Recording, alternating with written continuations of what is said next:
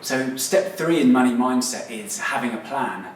So think of investing like a journey or like a road trip. So you want to know, before you start any car journey or any road trip, you want to know where you want to get to first of all. So beginning with the end in mind makes a lot of sense. So understanding where you want to end up and how fast you want to get there. So similar to investing, so knowing your aims, your objectives, what's important to you. These are real key steps to actually starting to build your plan, and then you can build your portfolio around it.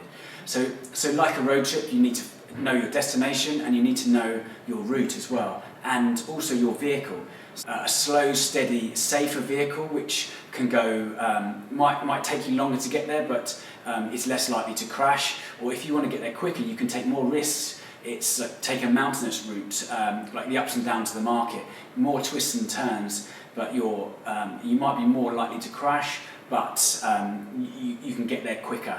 Having a plan and having a route, the best way to get there, really improves, it reduces how long you actually take to get there. So actually knowing where you're going to get to will mean that you can get there quicker, because you're going to cut out any dead ends, any road you go down, to continue the analogy.